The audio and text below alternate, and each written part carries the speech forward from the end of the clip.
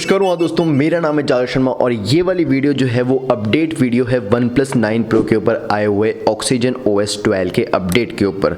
तो मैंने पहले वाली वीडियो जो है वो बनाई थी, इसके अंदर मैंने अपडेट को इंस्टॉल करे हुए 2 से 3 दिन हुए थे और उस वाली वीडियो के ऊपर आप लोगों ने काफ़ी ज़्यादा अच्छा वाला रिस्पॉन्स दिया है और काफ़ी ज़्यादा लोगों ने जो है वो मेरे साथ में एग्री करा। लेकिन कुछ लोगों ने बोला है कि उनको जो है ये वाली प्रॉब्लम्स नहीं आ रही थी, कुछ प्रॉब्लम्स थी जो उनको नहीं आ रही थी, बाकी मैक्सिमम प्रॉब्लम्स आ रही थी, लेकिन कुछ थी जो नहीं आ रही थी। एंड आई वाज लाइक कि क्या मेरी बिल्ड में ही कुछ प्रॉब्लम तो नहीं है। तो उन लोगों ने मेरे को रिकमेंड करा कि I should reset my phone, जिसकी वजह से मेरा पूरा डेटा लॉस हो जाएगा। I took the hit and I did it. तो मैंने अपना फोन जो है वो रीसेट कर लिया एंड टू बी ऑनेस्ट काफ़ी ज़्यादा प्रॉब्लम्स जो है वो सॉल्व हो चुकी हैं। हालांकि अभी भी बेसिक जो कलर ओएस वाली प्रॉब्लम्स थी, जो कि OxygenOS 12 की एक तरीके से आइडेंटिटी हटा रहे थे, तो वो चीज़ें अभी भी नहीं हुई हैं। लेकिन हाँ ठीक है, बट जैसे कि उस वाली वीडियो के अंदर मैं लॉक बटन को दबा रहा था तो फोन जो है वो टर्न ऑन ही नहीं हो रहा था, तो वो वाली चीज़ जो है सॉल्व हो गई है। एक बार दबाने से जो है वो फोन टर्न ऑन हो रहा है, तो ये अच्छी वाली बात है कि एक तरीके से अब जो है वो काफ़ी स्टेबल चल रहा है फ़ोन।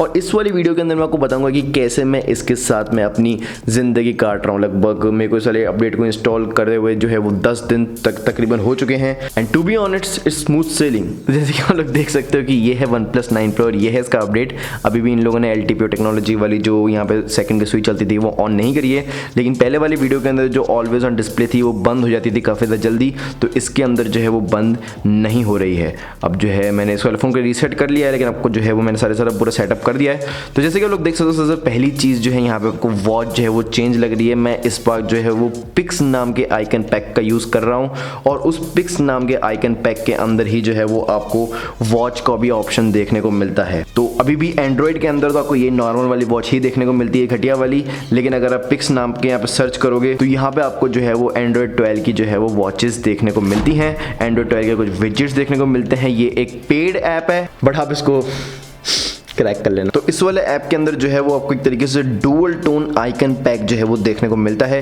जो कि आपको पिक्सल डिवाइसेस के अंदर देखने को मिलता है, पिक्सल एक्सपीरियंस के अंदर देखने को मिलता है। तो ये जो है ये वाला आइकन पैक जो है वो एक तरीके से इसको वो वाली फील दे देता है। हालांकि अभी भी जो है वो काफ़ी ज़्यादा आइकन्स हैं जो कि इसके अंदर जो है वो सेट नहीं है, लेकिन हो सकता है आने वाले दिनों में अपडेट्स वगैरह आ जाए तो वो जो है वो सेट हो जाए। बट फिर भी काफ़ी ज़्यादा लेवल पर फ़ोन जो है वो कलर OS से हट के पिक्सल और गूगल की तरफ जो है वो ज़्यादा जाता हुआ मुझको लग रहा है इस वाला आइकन पैक को डालने के बाद।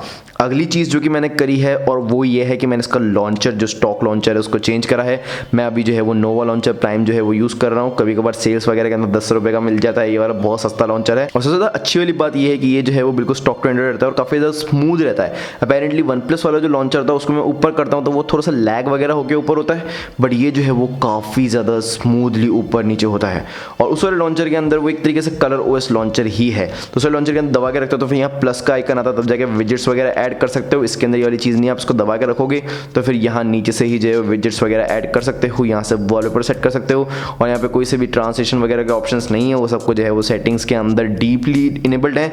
तो आपको जो है वो काफ़ी ज़्यादा क्लीन इंटरफेस जो है वो देखने को मिलता है। और जैसे कि लोग देख सकते हो मेरा वॉलपेपर जो है यहाँ से रेड कलर का, यहाँ से ब्लू कलर का है, तो फिर मैं जो हूँ ब्लू वाले टिंट के साथ में गया हूँ, इसलिए मैंने सेटिंग्स में जाके कलर को जो है वो साइन के ऊपर सेट जो है वो कर रखा है, जो कि ब्लू वाली टिंट जो है वो देता है। आप भी जो है ये कर सकते हो वॉलपेपर के हिसाब से, वो जो है वो आपको मटेरियल यू वाली फिनिश जो है वो देगा। और आपने एक बार ऐसा कर लिया तो फिर आपका फ़ोन जो है वो मैक्सिमम जो है वो अपना पिक्सल एक्सपीरियंस की तरह जो है वो लगेगा, जो कि आपको एंड्रॉइड 12 के अंदर देखने को मिल रही है।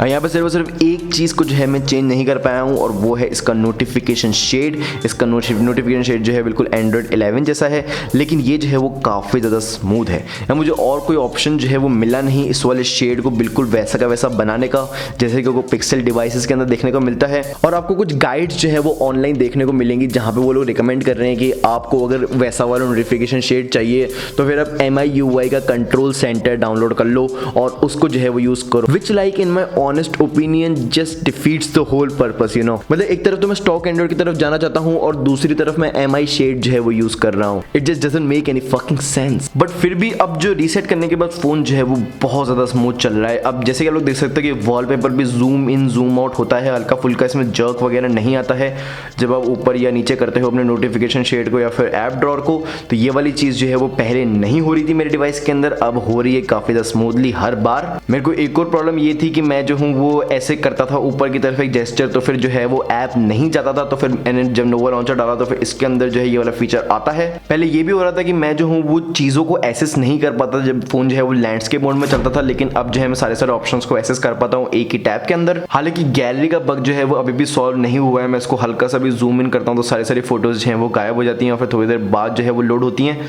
तो ये वाली चीज़ जो है इनको अभी भी सॉल्व करने की जरूरत है। और मैं आगे OnePlus से यही उम्मीद करता हूँ कि ये लोग जो है वो अपडेट्स के अंदर और ज़्यादा एफर्ट्स डालें और इसको जो है वो जितना हो सके वो OxygenOS की आइडेंटिटी मेंटेन करने की कोशिश करें। मतलब कलर OS का सोर्स कोड उठा रहे हो आप, वो ठीक है, वो सब कुछ आप जो है वो डेवलपमेंट कॉस्ट वगैरह बचाना चाहते हो, लेकिन इसका मतलब ये नहीं कि आपको OxygenOS को हो कलर OS जितना ही जो है वो घटिया बनाना है। मतलब कि कितने लाइन ऑफ कोड लगेंगे यार, मतलब इस वाले नोटिफिकेशन पैनल को चेंज करने में। मैं लिख के दे देता हूँ। तो यही थी 2021 की अपनी आखिरी वीडियो। अब जो है अपन मिलेंगे 2022 के अंदर। एंड आई होप आपको ये वीडियो पसंद आई भाइयों। लाइक करना इस वाली वीडियो को, सब्सक्राइब करना। And this is mister signing off. जय हिंद। नमस्कार दोस्तों, मेरा नाम है जावेद शर्मा।